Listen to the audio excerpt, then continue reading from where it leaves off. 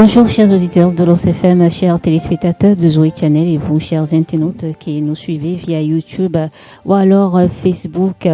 Nous vous souhaitons la bienvenue dans le cadre de cette émission Force avec le révérend prophète Ferdinand Ikané, le révérend prophète Kamto. Nous sommes bien entourés dans ce studio et nous allons bien sûr vous assurer un éclairage complet sur le sujet qui fait l'objet de ce débat depuis lundi. Alors on parle de la place des Noirs dans le monde aujourd'hui.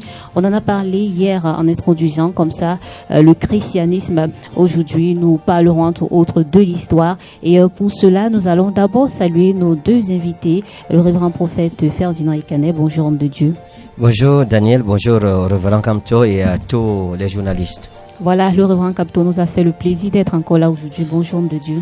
Bonjour à vous et bonjour à tous ceux qui nous écoutent depuis leur maison. Que Dieu vous bénisse. Nous profitons également de la présence de l'aspirant Akamba. Bonjour aspirant. Bonjour Daniel, bonjour à tous ceux qui nous écoutent d'une manière comme d'une autre, que ce soit chez eux ou dans leur bureau ou dans leur véhicule de transport en commun ou personnel. Bonjour à toute l'administration, bonjour à mon père, bonjour à ma mère, bonjour à tous ceux-là qui sont scotchés sur la 91.5. Restez connectés et que de bonnes choses qui... Juste à côté de lui, l'os de ses os et la chair de sa chair, c'est donc l'épouse de l'aspirant Akamba, c'est Emmanuel Akamba. Bonjour aspirante. Bonjour.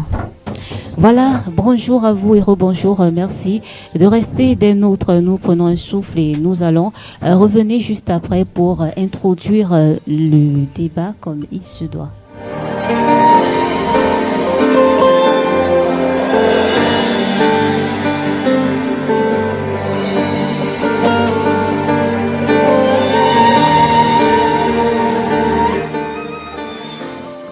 La place des Noirs dans le monde, c'est donc le thème qui fait l'objet de cette émission depuis hier lundi. C'est la suite aujourd'hui et demain encore, vous aurez la possibilité de nous suivre. Nous allons introduire l'aspirant Akamba pour la rubrique Vérité en face. Voilà, merci Daniel. Voilà, je vais m'adresser comme ça aux hommes de Dieu sur le panel. Une fois de plus encore, bonjour. Bonjour, prophète Ferdinand Ikané. Bonjour. Nous vous connaissons, vous êtes le visionnaire ou alors le superviseur général des assemblées REMA, Mission du monde entier. Et je dis aussi bonjour au prophète Kamto, qui est également le superviseur des assemblées Tabernacle de la Gloire. Bonjour à vous et bienvenue. Bonjour. Voilà, comme à l'accoutumée, nous allons entamer par la première articulation de cette émission, à savoir Vérité en face. Alors, vous savez, nous avons le code qu'il faut respecter. Promettez-nous de nous dire la vérité, toute la vérité et rien que la vérité.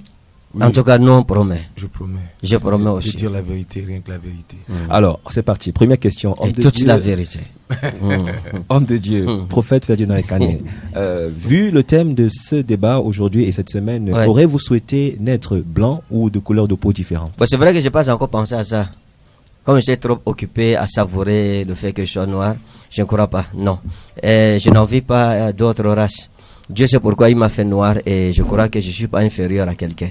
Donc je suis fier d'être noir. Je ne pense pas que j'ai déjà rêvé ou rêvassé ou vouloir être telle ou telle autre personne. Non. Ok, merci prophète Kamto. Je vais retourner la question à votre endroit, mais autrement, si vous étiez né blanc, est-ce que vous serez raciste ou alors vous serez heureux d'avoir pour confrère ou bien pour collègue de service des Noirs? Il est difficile de répondre à une telle question. Parce que l'homme est par essence égoïste. Il ne tire la couverture que de son côté. Donc, honnêtement parlant, je ne sais pas quel aurait été mon comportement.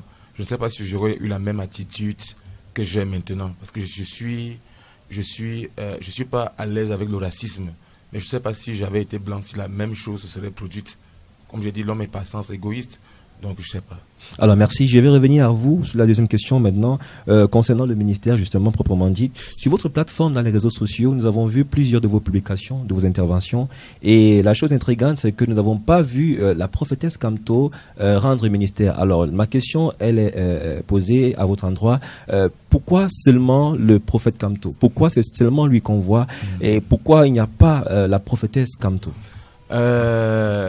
Plusieurs fois, elle a rendu ministère.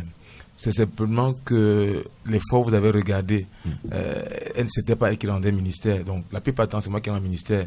Et je dois également dire que son appel véritable, c'est dans le chant. D'accord. Donc, elle rend ministère de toutes les façons, tous les dimanches, dans le chant. D'accord. Pas forcément la prédication, mais même la prédication, elle le fait de temps à autre. Mais tous les dimanches, elle rend ministère d'une autre façon dans le chant. Parce que prêcher ou chanter à la gloire de Dieu, c'est rendre ministère au Seigneur. Donc, voilà. Voilà, merci. Prophète Ekane, je me tourne vers vous maintenant. La deuxième interrogation, voilà. Dans le ministère, vous préférez travailler avec quel type de personnes? Des collaborateurs loyaux et incompétents ou des collaborateurs incompétents, compétents, mais qui sont déloyaux? Mais je pense que je préfère incompétent, loyal. Voilà, je préfère une personne incompétente. Pourquoi? Mais qui est loyale, parce que on peut donner la compétence à quelqu'un. Mais la loyauté, c'est un don de Dieu. Donc, je pense que lorsqu'une personne est loyale, on peut investir pour faire de cette personne une personne meilleure.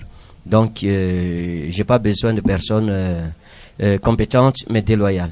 Mais on peut également aussi apprendre à la personne qui est déloyale, du moins, à être loyale.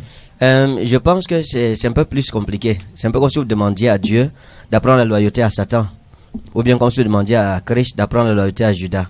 Donc quand quelqu'un atteint déjà un certain niveau dans la déloyauté, vaudrait mieux fuir la personne. En tout cas, il est plus facile et plus aisé d'apprendre, de donner de la compétence à une personne loyale que d'apprendre la loyauté à une personne déloyale. Parce que la déloyauté, c'est un choix. Mais l'incompétence, c'est pas un choix. Donc c'est une circonstance qu'on peut changer. Tandis que celui qui est déloyal, c'est des choix qu'il a pris, qu'il a choisi son camp, il a choisi une position, et donc là ça devient compliqué, parce que c'est avec la conviction de son cœur qu'il est ce qu'il est. Tandis que celui qui est incompétent a la volonté, mais n'a pas les moyens, on lui donne donc les moyens. Et vous savez que la volonté est une force redoutable. Effectivement. Alors, je vais rétorquer la même interrogation à l'endroit du prophète Kamto. Êtes-vous de cet avis, ou bien vous préférez travailler autrement? Je suis de la même école. De toutes les façons, on ne change pas la peau d'un léopard. On le dit souvent. D'accord. Donc, il sera difficile pour vous de changer quelqu'un qui a des semences de déloyauté. Vous savez, nous avons une connaissance qui est empirique aussi en tant que serviteur de Dieu. C'est-à-dire qui est basée sur l'expérience. L'expérience a prouvé qu'il est très difficile de fonctionner avec des personnes qui sont déloyales à la base. Il sera difficile de les changer, de les transformer. Il est mieux, tous les hommes de Dieu et tous les grands leaders vous le diront, d'avoir des personnes qui sont incompétentes mais qui sont loyales. Parce que comme le prophète Ekane le dit si bien, vous êtes capable de façonner quelqu'un qui est à la base incompétente. S'il a un cœur enseignant, parce que les personnes qui sont loyales sont de nature enseignable.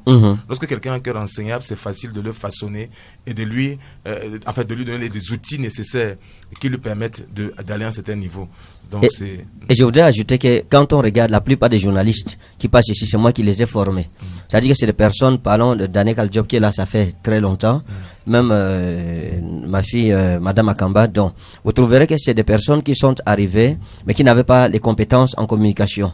Donc, moi aussi, de façon informelle, je les ai formés, encouragés, donné des conseils. J'ai été dur parfois. Comme tout à l'heure, elle pleurait, mais avant l'émission, je parle de Kaljob. Donc, pourquoi? Parce que je lui ai dit que ma dureté ne voyait pas en cela un obstacle. Dieu fait de vous des personnes meilleures. Regardez ça dans ce sens-là. Que ce ne soit pas des obstacles pour vous, mais que ce soit un tremplin. Donc, et là maintenant, sa communication, on a voulu par exemple l'arracher de Doulos, parlant de Daniel Kaljob. Oui, on a fallu, il y a des organismes de communication qui ont voulu la recruter. Je lui ai dit que tu ne peux pas faire ça, tu bouges pas donc. Et je bénis Dieu parce que ils sont loyaux, et puis ils sont compétents maintenant. Et maintenant, tout le monde les envie. Mais on ne sait pas comment on a lutté pour leur donner la compétence. Donc, et puis il faut comprendre que les ravages de la déloyauté seront plus ressentis que les ravages de quelqu'un qui est incompétent. Donc la déloyauté, c'est quelque chose de terrible. C'est une gangrène. C'est comme un cancer qui est en même de ruiner toute une organisation. Or, l'incompétence, c'est quelque chose qu'on peut soigner, qu'on peut arranger, dont les ravages sont moindres que celles de la déloyauté. Voilà. D'accord, merci. Je vais poser la dernière interrogation maintenant au révérend prophète Ekane. Que représente le don, autant pour moi, le spirituel de la prophétie? Vous prophétisez sur les nations, vous prophétisez dans la vie des hommes. Que représente ce don merveilleux pour vous? Je pense que ce n'est pas une question de prophétiser dans les nations, bien dans la vie des hommes. Parce que tout le monde peut prophétiser. Mais je pense qu'il fait l'originalité de la prophétie, c'est l'accomplissement de ce qu'on dit. Parce que prophétiser, tout le monde peut le faire. Mais prophétiser la part de l'Éternel, en tant que Aroé, Haoze ou bien Nebi, ça, c'est un don de Dieu. Donc ce que je pense que Dieu fait son œuvre et que toute la gloire revient à Dieu. Et je ne peux jamais me frapper la poitrine parce que dans tout ça, je ne suis rien, je ne suis personne. Je suis qu'un vermisseau, le moindre d'entre les 10 milliers. Je suis qu'un chien. Mais Dieu a bien voulu accomplir à travers le moindre que je suis, le vermichon, son œuvre dont la gloire revient à Christ et à lui seul. D'accord. Voilà, c'est donc la fin de la rubrique Vérité en face. Merci beaucoup, aspirant Akamba. Merci. Nous allons donc vous relancer avec l'entrée de jeu du sujet, alors que vous allez nous parler comme ça du discours prononcé par Léopold II, le roi des Belges, en 1883. Et donc, puisque nous parlons de la considération des Noirs dans le monde, on ne saurait parler de cela sans impliquer des personnes qui ont été de grands leaders pour l'Afrique et qui ont donné beaucoup à ce pays, à ce continent. Dans tous les cas, nous vous écoutons pour l'introduction. Merci Daniel. Alors voilà, d'entrée de jeu, nous sommes maintenant dans la deuxième rubrique, à savoir le vif du sujet proprement dit. Et j'ai ici avec moi le discours prononcé par Léopold II, roi des Belges, en 1883, devant les missionnaires qui se rendant en Afrique, donc dans une mission de conquête et d'annexion. Et je vais de ce pas lire le discours du roi Léopold. Il est écrit: Révérend père et chers compatriotes, la tâche qui vous est confiée est très délicate à remplir et demande du tact. Prêtre, vous allez certes pour l'évangélisation, mais cette évangélisation doit s'inspirer avant tout des intérêts de la Belgique. Le but principal de votre mission au Congo n'est donc pas d'apprendre aux nègres à connaître Dieu, car ils le connaissent déjà. Ils parlent et se soumettent à un Mundi, un Mungo, un Diakomba, et que sais-je encore. Ils savent que tuer, voler, coucher avec la femme d'autrui, calomnier et injurier est mauvais. Ayant donc le courage de l'avouer, vous n'irez donc pas leur apprendre ce qu'ils savent déjà. Votre rôle essentiel est de faciliter la tâche aux administratifs et aux industriels. C'est dit donc que vous interpréterez l'évangile d'une façon qui serve à mieux protéger vos intérêts dans cette partie du monde. Pour ce faire, vous veillerez entre autres à désintéresser nos sauvages des richesses dont regorgent leur sol et sous-sol pour éviter qu'ils s'y intéressent, qu'ils ne nous fassent pas une concurrence meurtrière et rêve un jour de nous déloger. Votre connaissance de l'évangile vous permettra de trouver facilement des textes recommandant aux fidèles d'aimer la pauvreté, tels par exemple, je cite, ouvrez les guillemets, heureux les pauvres, car le royaume des cieux est à eux. Il est difficile aux riches d'entrer au ciel. Fin de citation. Vous ferez tout pour que les nègres aient peur de s'enrichir pour mériter le ciel. Vous devez les détacher et les faire mépriser tout ce qui leur procurerait le courage de nous affronter. Je fais allusion ici principalement à leurs fétiches de guerre, qu'ils ne prétendent point ne pas les abandonner, et vous mettrez tout en œuvre pour les faire disparaître. Votre action doit se porter essentiellement sur les jeunes, afin qu'ils ne se révoltent pas. Si le commandement du père, c'est-à-dire le prêtre, est conducteur de celui des parents, l'enfant devra apprendre à obéir à ce que lui recommande le missionnaire qui est le père de son âme. Insistez particulièrement sur la soumission et l'obéissance. Évitez de développer l'esprit critique dans vos écoles. Apprenez aux élèves à croire et non à raisonner. Ce sont là, chers compatriotes, quelques-uns des principes que vous appliquerez. Vous en trouverez beaucoup d'autres dans les livres qui vous seront remis à la fin de cette séance. Évangélisez les nègres à la mode des Africains. Qu'ils restent toujours soumis aux colonialistes blancs, qu'ils ne se révoltent jamais contre les injustices que ceux-ci leur feront subir. Faites-leur méditer chaque jour, je cite, heureux ceux qui pleurent, car le royaume des cieux est à eux. Fin de citation. Convertissez toujours des Noirs au moyen de la chicotte. Gardez leurs femmes à la soumission pendant 9 mois afin qu'elles travaillent gratuitement pour vous. Exigez ensuite qu'ils vous offrent en signe de reconnaissance des chèvres, poules, œufs, chaque fois que vous visiterez leur village. Faites tout pour éviter à jamais que les Noirs ne deviennent riches. Chantez chaque jour qu'il est impossible aux riches d'entrer au ciel. Faites-leur payer une taxe chaque semaine à la messe du dimanche. Utilisez ensuite cet argent prétendument destiné aux pauvres et transférez ainsi vos missions à des centres commerciaux florissants.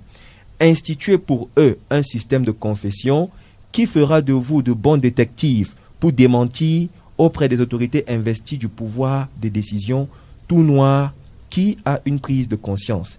Extrait du journal camerounais L'Afrique Nature, numéro 005, octobre 1994, et du Réformateur chrétien, numéro 004, page 11. Que pensez-vous de ce discours? Voilà, je pense que Le roi Léopold II de Belgique était le deuxième roi de la Belgique, et il faut dire que c'est lui qui a fait annexer le Congo d'antan, et il a régné pendant 44 ans en Belgique, de 1865 à 1909. Et je pense que ces 44 ans de règne, du moins la partie de son règne qui a touché l'Afrique, a été un moment exceptionnel pour l'Afrique. Alors il faut déjà savoir que ce qu'il faut noter, c'est qu'il a été, grâce aux expéditions de Henry Morton Stanley, qui était un grand explorateur, et il a délimité un immense territoire au centre de l'Afrique et a réussi à le faire reconnaître comme l'État libre du Congo à la conférence de Berlin de 1884 à 1885, tout en le considérant et en l'administrant comme sa propriété personnelle. Des atrocités commises sur les populations locales en vue d'extraire un rendement maximal des ressources, principalement l'ivoire et le caoutchouc, ont suscité l'indignation et la mise sur pied d'une commission d'enquête internationale en 1904. Donc en 1908, il a dû remettre sa propriété à l'État belge. Il faut aussi savoir que Léopold II est également passé à la postérité comme le roi bâtisseur, soucieux du développement urbain. Il a radicalement transformé des villes comme Bruxelles ou Ostende, tout en apportant une touche urbaniste moderne à Anvers, etc. Donc, moi je pense que ce qu'on doit retenir, c'est que pendant que l'Afrique, il a saboté les Africains, il a détruit beaucoup de vies, il a séparé et divisé, fait éclater et exploser beaucoup de familles africaines, il passe à la postérité comme un grand bâtisseur. On sait de lui qu'il a porté le développement de la Belgique, mais on n'enseigne pas à la postérité sa cruauté vis-à-vis des Africains. Et il faut dire que le Congo belge, il a dirigé pendant presque toute sa vie, parce que c'est en 1903 que la commission d'enquête internationale est imposée. Or, il meurt en 1909, ça dit qu'il meurt peut-être 6 ans après. Il faut dire qu'il dirige le Congo belge comme étant sa propriété personnelle. C'était pas pour le gouvernement belge, non, c'était à son compte. Parce que l'explorateur Stanley est parti et il est arrivé, il lui a parlé, il lui a décrit exactement le Congo belge, et puis il est arrivé, il a envoyé des explorateurs, des missionnaires là-bas, et ils ont fait du Congo belge sa propriété personnelle, son patrimoine à lui. Comment quelqu'un peut-il faire de toute une nation sa propriété privée, sa chasse gardée? Donc ça pose un réel problème. Ça montre jusqu'où nous sommes méprisés. Et son discours, lui encore, est très alarmant. Mais je crois que les Noirs ont beaucoup de chemin à faire. Le matin, en venant à l'émission, j'étais en train de réfléchir à la maison et je disais que au sens où les choses sont en train d'aller, je veux dire merci déjà à tous les Africains et en Grande-Bretagne qui sont en train de marcher et pour le Black Lives Matter. Donc, je bénis Dieu pour cela, parce que même ici au Cameroun, il faut qu'on marche aussi pour cela, pour Black Lives Matter. Bon, c'est vrai qu'on est en Afrique, mais on peut aussi marcher ici. Ce que nous voulons dire, c'est quoi? À l'issue de tout ceci, sincèrement, le monsieur n'est pas inquiété. Pour les Blancs, c'est pas un crime contre l'humanité. C'est pas un génocide, pourtant, c'est tout ce que ça a l'air d'être. Je crois que les Noirs doivent être révoltés. Je disais que le matin, en sortant de chez moi, une pensée m'a effleuré l'esprit, celle de savoir, est-ce que, à l'allure où les choses vont, est-ce que nous ne courons pas, nous ne risquons pas courir vers l'extinction de la race noire, pas d'autres races. Parce que s'il y avait une guerre aujourd'hui, une guerre de race, vraiment nous sommes mal positionnés. Et tout cela à cause de notre mauvaise politique, du manque de solidarité, nous nous désolidarisons des autres, etc. Je pense qu'il y a des choses qu'il faut que nous révisions pour que notre race puisse être respectée. Je vais me tourner vers le prophète Kanto. Que pensez-vous également de cette déclaration forte, troublante du roi adressée à ses missionnaires? Ce sont des affirmations qui sont graves. Elles mettent en exergue la volonté du blanc d'aligner le noir. On comprend à la suite de ceci que lorsque le blanc vient en Afrique, il y a une volonté manifeste de l'aligner. Et d'où part cette volonté d'aligner le noir? D'où part cette volonté de stigmatiser le noir, de le renvoyer, de le reléguer en seconde place dans la société? Ça part du fait que les blancs depuis toujours se sont considérés comme supérieurs. déjà, ils tirent les bases de leur racisme par de certains faits scientifiques. Ils estiment que le quotient intellectuel du blanc est supérieur à celui du noir. Et par conséquent, le blanc est né pour dominer le noir. Parce que des recherches ont été faites aux États-Unis et on a démontré que le quotient intellectuel du blanc était de 15 points supérieur à celui du noir. Maintenant, certaines personnes affirment que, certains de ces chercheurs affirment que c'est génétique, que le fait que le quotient intellectuel du blanc soit supérieur à celui du noir tire ses fondements dans la génétique. Or, des études poussées ont démontré que la différence dans le quotient intellectuel entre celui du blanc et du noir tire ses fondements dans le fait que l'environnement influence ou impacte sur le quotient intellectuel d'un enfant. De deux, notre nutrition impacte sur le quotient intellectuel de l'enfant. Il va donc sans dire que le fait que le quotient intellectuel du blanc soit supérieur à celui du noir ne vient pas de nos gènes, mais vient plutôt de le cadre dans lequel nous vivons. Parce qu'un enfant en Afrique qui a par exemple, qui est né dans des conditions difficiles, qui a connu une naissance difficile, qui a eu un impact négatif sur ses neurones. Un enfant, par exemple, qui grandit dans un cadre qui n'est pas stimulant. Parce qu'il faut dire qu'il y a des cadres intellectuels stimulants dont bénéficient la plupart des blancs. Et forcément, ça va amener le blanc à avoir un quotient intellectuel supérieur à celui du noir. Donc, qu'est-ce que je vais dire ce matin? C'est que, en fait, le fait que le quotient intellectuel du blanc soit supérieur à celui du noir ne vient pas des jeunes. Ce n'est pas quelque chose qui a été établi par Dieu, mais c'est simplement l'environnement dans lequel le noir vit qui fait en sorte que le blanc a un quotient intellectuel qui soit supérieur à lui. Vraiment, Prophète Kamto, moi je pense que je ne suis pas d'accord de penser que le quotient intellectuel du blanc soit supérieur à celui du noir. Moi, il faut comprendre une chose, c'est que je crois que, vous voyez, les blancs, c'est ce que nous disions hier, en réalité. Les blancs, ils ont pris la charge de nous éduquer à leur manière. De nous éduquer, quand nous lisons le discours de Léopold II, nous comprenons bien que le but de l'éducation des blancs, c'est d'aliéner notre conscience et de nous faire perdre notre identité. Aujourd'hui, il est prouvé que les plus grandes inventions au monde ont été faites par des noirs. Et pour regarder le QI, quand on parle du QI, ça veut dire que le quotient intellectuel, l'intelligence, on parle juste de l'intelligence. Ça veut dire qu'on parle de la comment dire cela, de la mesure intellectuelle. Et on parle, l'intelligence, c'est la facilité d'adaptation ou d'adaptabilité. C'est comme ça qu'on définit l'intelligence. Maintenant, lorsque vous regardez, par exemple, aux États-Unis, vous trouverez que les personnes qui se démarquent le plus, ce sont les noirs. Que ce soit dans l'armée américaine, que ce soit dans le football américain, que ce soit dans le domaine du basket, les plus intelligents, c'est eux qui brillent le plus. Que ce soit dans le football, vous regardez en France par exemple, la majorité de l'équipe française, c'est les noirs. Et beaucoup de ces grands pays, les plus grands footballeurs sont des noirs. Donc à partir de ce moment, même dans le domaine de la boxe par exemple, vous trouverez que ces pays brillent à cause des noirs. Les États-Unis, ce sont les noirs qui font la force des États-Unis. Donc ça montre la supériorité intellectuelle de la race noire. Mais l'homme blanc n'acceptera pas ça. Il n'acceptera pas cela. Mais, écoutez, j'étais en train de réfléchir à l'émission d'hier. Nous avons fait une émission et nous avons vu hier que la religion a été utilisée pour nous aliéner. C'est-à-dire que les trois grandes religions du monde, christianisme, judaïsme et islam, sont toutes d'accord pour enseigner aux noirs qu'il est un être inférieur. Et j'ai commencé à faire des calculs le matin. Le christianisme, nous sommes environ 2,5 milliards d'adeptes dans le monde entier. L'islam a un peu plus d'1,5 milliard. Ça vous fait environ déjà 4 milliards d'habitants sur la terre, sur 7 milliards. Qui, si on véhicule une information dans ces trois religions, et ces 4 milliards de personnes sont influencées automatiquement.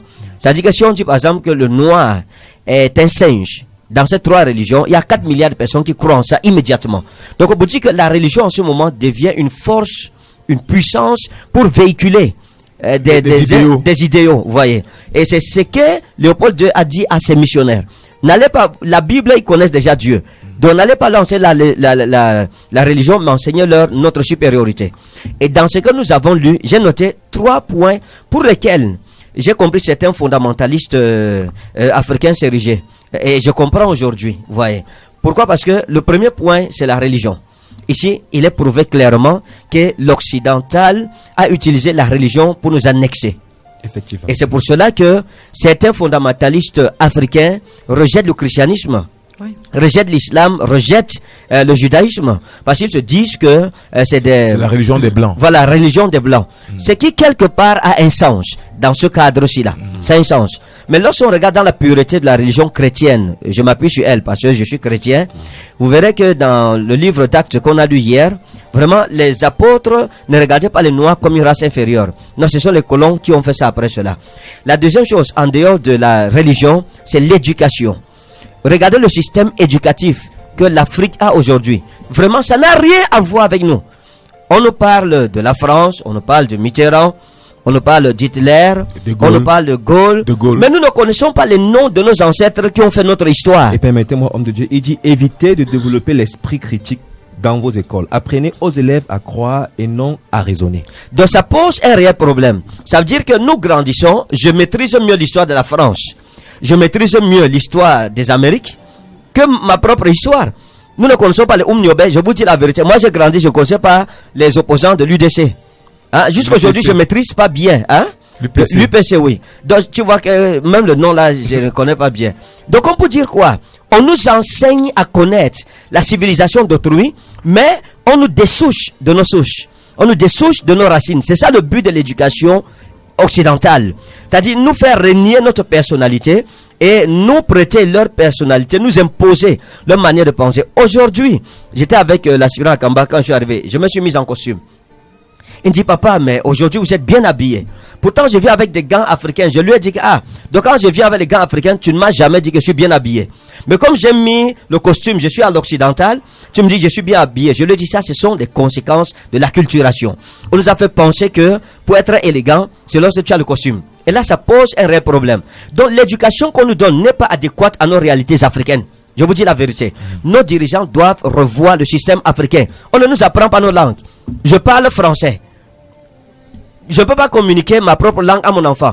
Beaucoup d'entre nous, si on nous dit de parler nos langues maternelles, on dira qu'on ne connaît pas. Et c'est vrai. Pourquoi? L'acculturation. Ça pose un réel problème.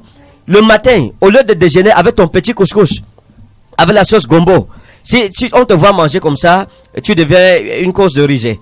Il faut que tu prennes du café, avec des sandwichs, avec du camembert, qui sent même d'abord mal, et beaucoup d'autres choses, et qui nous ont causé des maladies comme le cancer, et beaucoup d'autres maladies comme le diabète, etc., etc.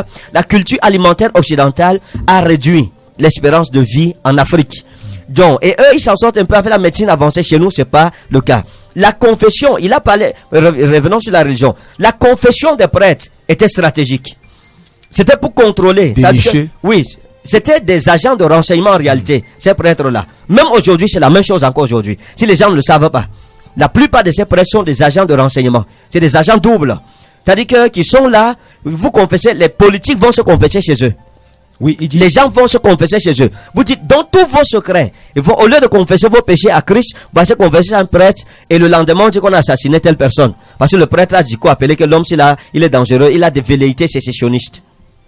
Oui, vous voulez dire quelque chose? Oui, pourquoi je finis avec le troisième? C'est écrit, dit, instituez pour eux un système de confession qui fera de vous de bons détectives pour démentir auprès des autorités investies du pouvoir de décision tout noir qui a une prise de conscience. Voilà. Donc, voyez, c'est un peu cela. C'est ça le but de la confession. Dès que tu pars te confesser chez le prêtre, tu dis que non, vraiment, mon père, les blancs sont en train de nous dominer là, j'ai envie d'en finir avec eux. Il dit non, mon fils, tu es pardonné.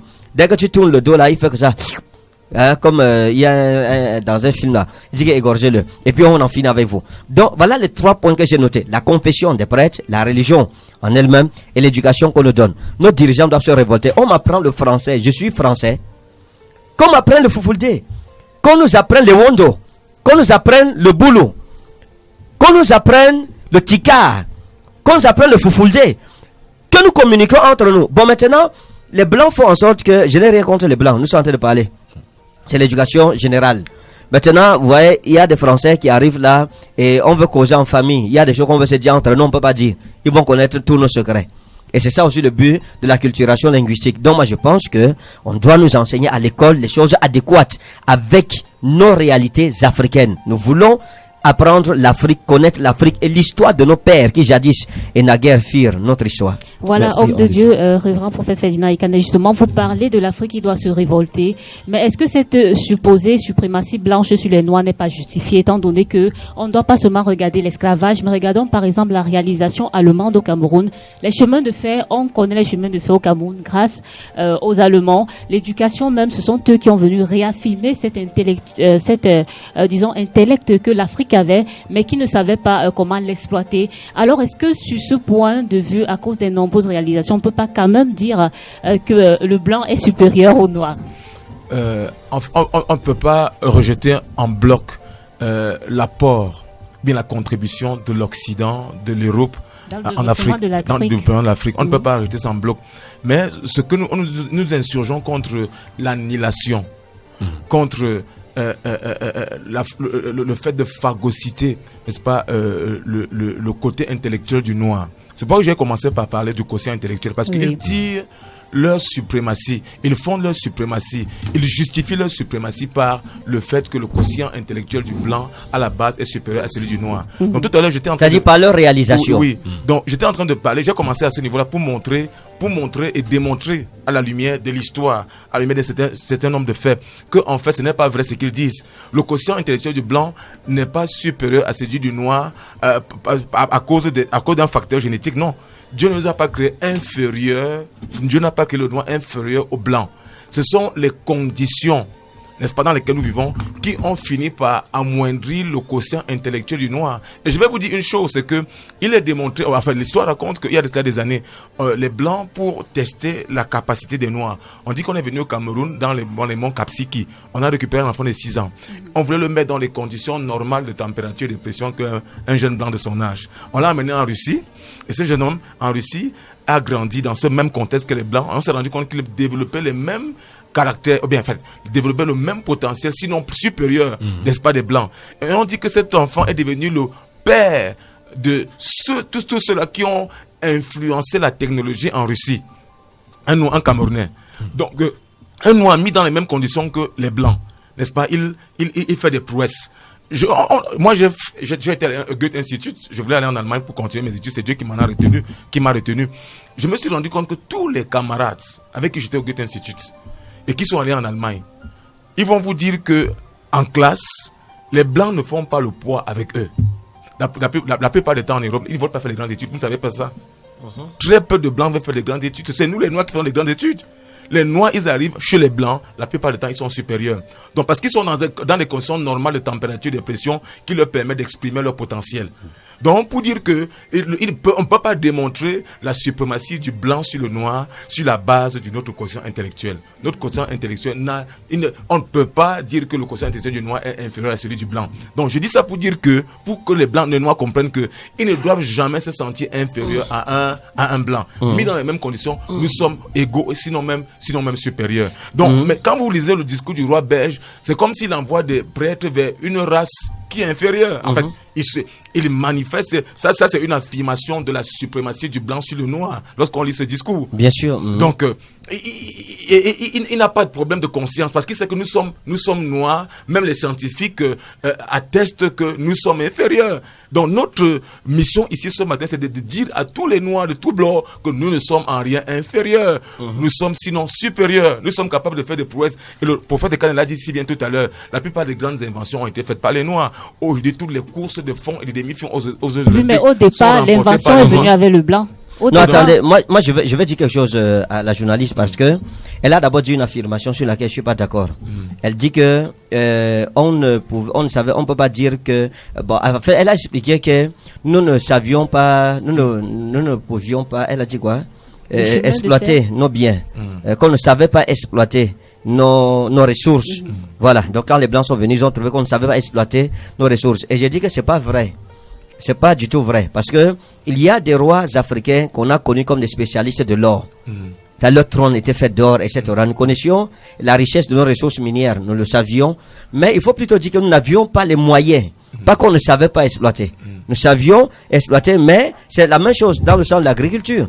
L'agriculture existait, mais ce n'était pas l'agriculture industrielle. Mais de Dieu, c'est la révolution industrielle justement de l'Europe qui en fait, a ce que nous voulons dire, c'est quoi? Ce que je suis en train de dire, c'est que la base, c'est que nous connaissions exactement nos richesses, nous savions, nous exploitions à notre niveau parce que l'Afrique n'était pas industrialisée. Vous comprenez?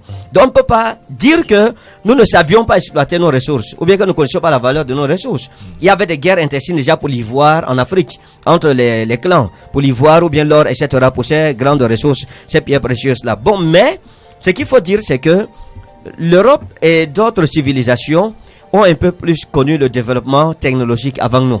Ils ont eu une avance. Et quand ils ont eu cette avance, avec nous, ils ont partagé avec certaines nations avec lesquelles ils se sentaient égales. Mais cependant, avec l'Afrique, on nous a sévrés.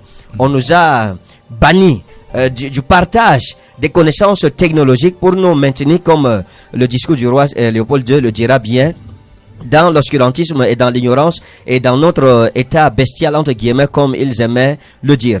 Donc moi, je pense que donnez-nous les mêmes moyens que, et vous comprendrez que nous ne sommes pas des sous-hommes.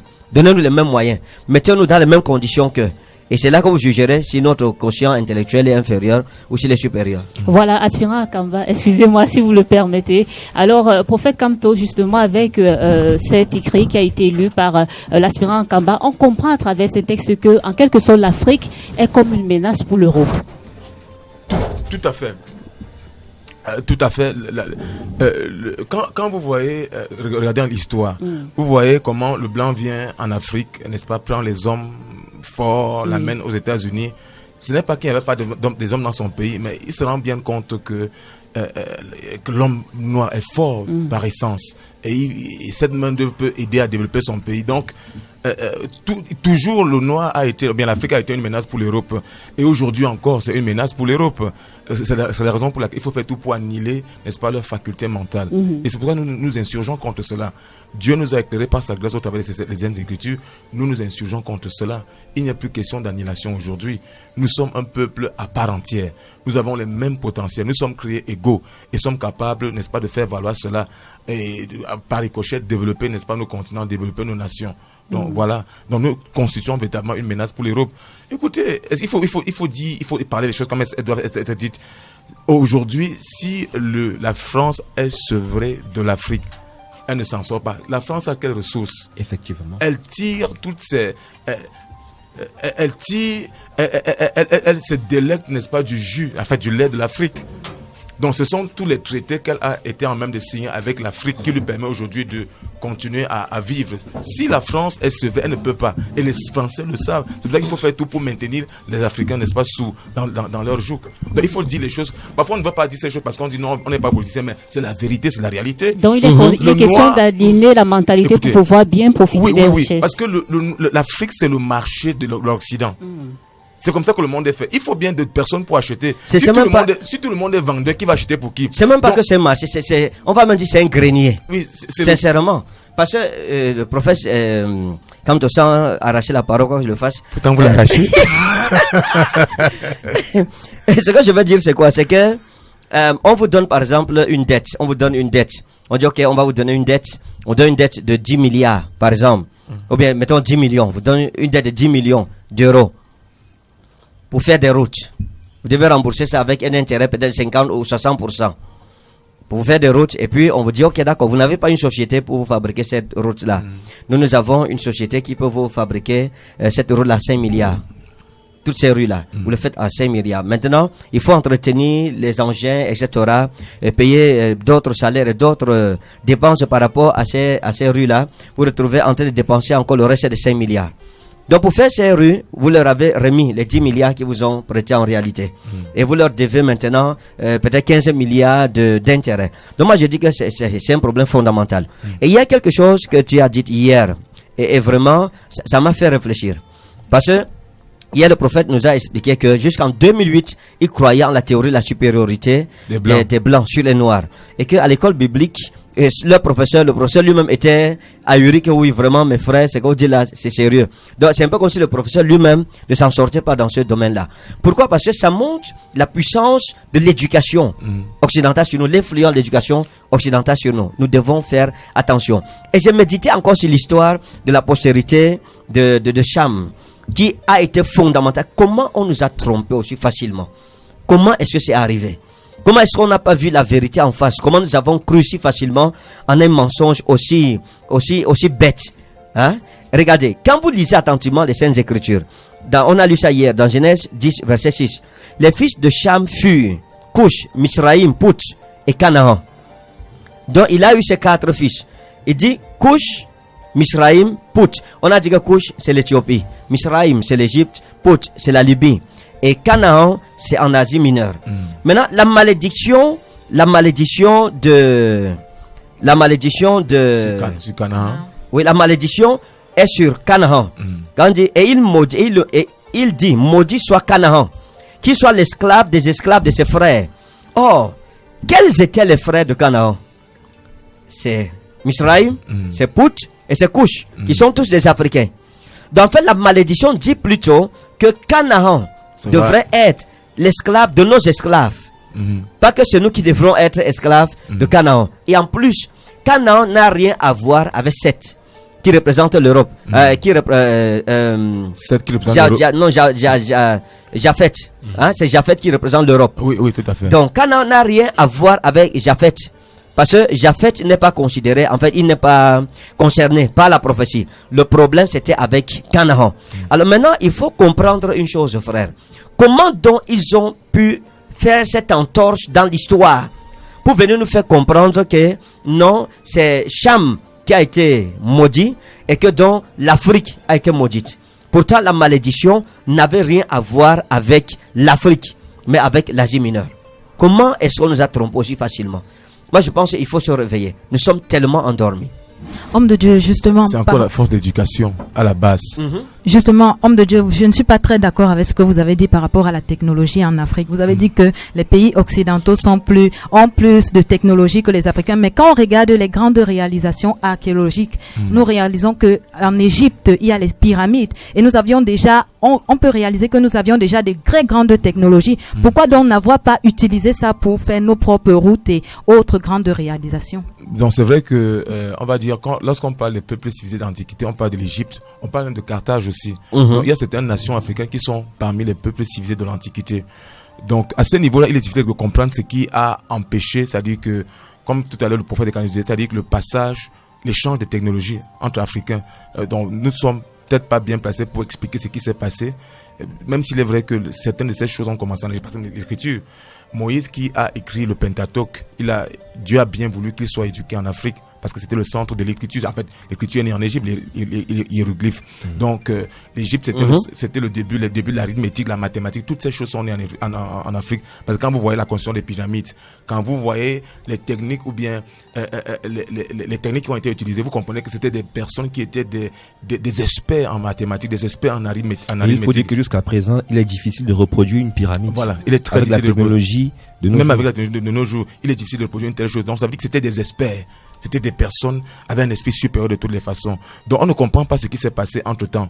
Il y a eu certainement des facteurs endogènes et exogènes qui ont milité contre l'échange de technologies et qui a peut-être retardé l'Afrique. Mais sinon, les Africains, depuis la nuit des temps, ont toujours démontré un certain nombre de bonnes choses.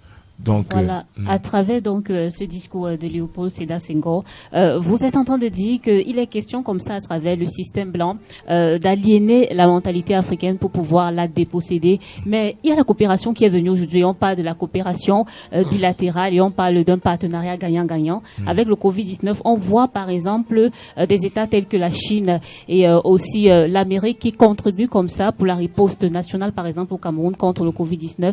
Est-ce que là, ce ne sont pas des gestes à saluer? Est-ce que de ce point de vue, on peut encore fustiger le blanc en disant que lui, il est seulement là pour s'approprier les richesses Saluer du Cameroun? quoi? Quel geste?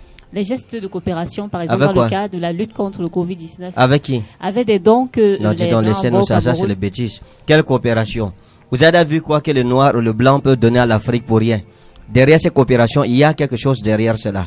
Donc ne vous fiez pas à ces choses apparentes. Là, nous sommes dans un monde Et la dangereux. MINUSCA, la coopération. Laissez de la tout force ça, laissez tout ça. Mali. Ça, c'est les bêtises. Je vous dis la vérité.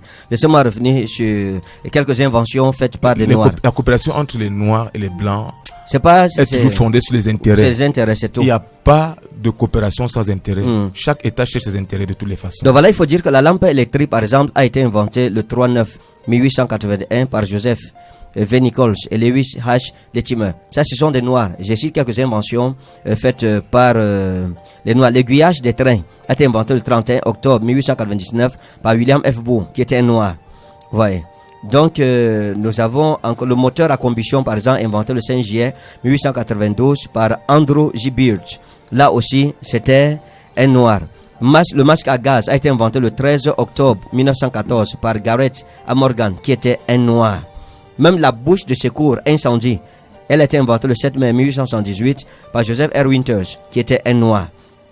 La chaise balançoire, la charpente métallique des voitures a été inventée le 2 février 1892 par Garth Williams, qui était aussi un Noir. La table de cuisson à vapeur, c'est un Noir qui l'a fait. Lentille de protection des yeux, inventée le 2 novembre 1880 par Powell Johnson. L'ascenseur a été inventé le 11 octobre 1867 par Alexander Miles. La taille et le taille crayon que nous utilisons dans nos écoles, inventé le 11 octobre 1867 par John Louvre. De les dispositifs de couplage des voitures, de trains, etc. ont été inventés le 10/10/1899 par Andrew Gibert. Donc, il y a tellement de choses. La cheminée, Je peux ajouter le piano. La première transplantation de cœur dans le monde a été effectuée en Afrique du Sud à Hateski Hospital. C'était un blanc, mais en Afrique de toutes les façons. Donc les inventions, elles sont nombreuses. Elles sont multiples, elles sont des centaines et des centaines. Mais qu'on ne veut pas faire dire aux Noirs. Et vous n'avez pas quelqu'un qui a un quotient intellectuel inférieur, ne peut pas faire ces inventions. Et le mouvement pentecôtiste dont nous sommes ici aujourd'hui, c'est aussi par un Noir. C'est William Seymour, c'est un Noir, 1906. Au moment où le monde entier se posait des questions, après le réveil qui entrepris par les John Wesley et les autres, c'est-à-dire le monde était dans une sorte d'obscurantisme. On ne savait plus à quel sens se vouer. Et William Seymour va se mettre à chercher la face de Dieu. Et en 1906, en avril plus précisément, 6 avril, Dieu va baptiser du Saint-Esprit William Seymour, et qui va être le précurseur de ce puissant mouvement auquel nous appartenons aujourd'hui, le pentecôtisme. Mais seulement, après, on va avoir l'impression que c'est venu des Blancs, parce que c'est comme c'était aux États-Unis. Mais le précurseur, c'était un Noir, William Seymour, l'un des plus grands mouvements que jamais connu le monde. Donc, les exemples sont légion pour démontrer qu'en fait, il n'a jamais été question dans le plan de Dieu que le Noir soit inférieur au Blanc. Ce sont les Blancs qui sont venus avec leur mentalité, on va dire quoi, suprémaciste, expansionniste. N'est-ce pas? Ils ont voulu annihiler le Noir, montrer que nous sommes des sous-hommes. Mais Dieu, par la force de l'histoire, démontre que les Blancs ont été des vecteurs de changement importants. Les Blancs ont été à la base des choses qui ont changé le visage du monde. J'en veux pour preuve William Seymour, qui était un borgne, qui était méprisé. Et moi, je dis souvent aux Noirs que le fait que nous serons méprisés aujourd'hui, c'est un avantage. C'est un avantage. Moi, lorsque je suis méprisé, lorsque je suis, comment je vais dire ça, coincé, lorsqu'on m'oppresse, c'est une motivation pour travailler davantage dur.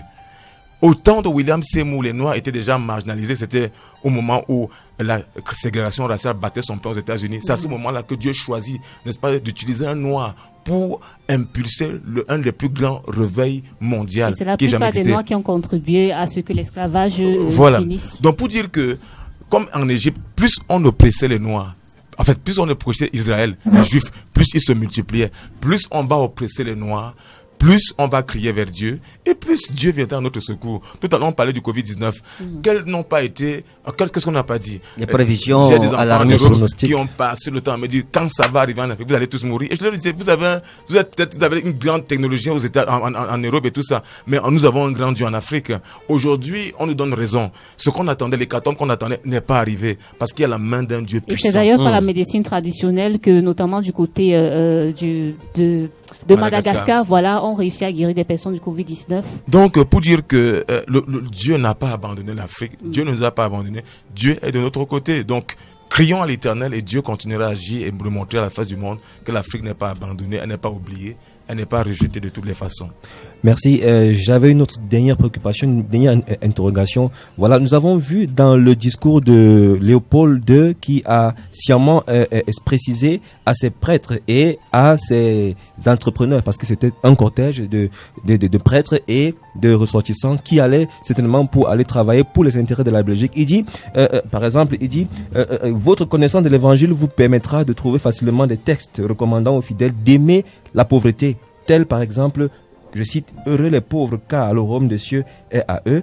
Il est difficile aux riches d'entrer au ciel. Alors ma question est la suivante. Je voudrais savoir, est-ce que avec ce vent ou bien alors avec ce courant de doctrine qui se fait ressentir vivement maintenant, on parle de l'évangile du matérialisme. Est-ce que d'une certaine façon, ce ne serait pas une sorte de réponse à cet évangile en provenance de ceux qui ont compris effectivement la supercherie du roi Léopold? Effectivement, si me permet de dire quelque chose. Oui, bien sûr. Il y a beaucoup de personnes qui sont mal informées. Ils ont été déformés par les fondamentaux, ou bien les fondements de l'évangile qu'ils ont reçus. Vous savez, quand les Blancs arrivent en Afrique, comme le dit si bien ce roi ici, on nous enseigne, c'est-à-dire que l'important de la pauvreté, ce sont les pauvres qui vont aller au ciel. Et nos parents, nos grands-parents ont grandi avec cette mentalité. L'homme de Dieu est celui qui est pauvre.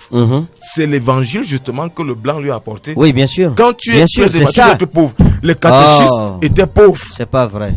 On vous dit pauvre comme un catéchiste. Donc pour eux c'était une comme une souris d'église. Donc c'est-à-dire que la pauvreté s'apparentait à la spiritualité. Un homme spirituel qui est riche, non, ce n'est plus. Mais prophète Kamto, pendant qu'ils enseignaient ça, ils endoctrinaient, ils bourraient la conscience de nos ancêtres avec cette connaissance-là, ce faux évangile. La nuit, des camions d'or qui étaient pour leur pays, tout à fait, transportaient des camions d'ivoire, des camions de zinc, etc., d'uranium et tout cela, pour ramener cela dans leur pays. Donc on peut dire que nous, on nous mettait la pauvreté dans la tête, et ils s'enrichissaient. Et parfois quand on regarde, on dit, oh nous aussi on veut un peu, on dit non, laissez-nous, c'est le royaume de la terre qu'on a pris, vous prenez le royaume des cieux, soyez pauvres.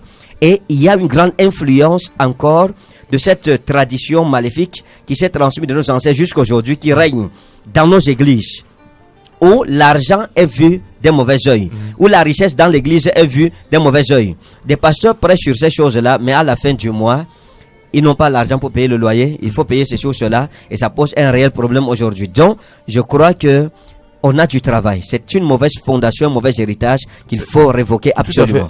Est-ce la cause du sous-développement de l'Afrique actuellement, au jour d'aujourd'hui, est-ce que cela participe aussi? Ça participe d'une manière ou d'une autre.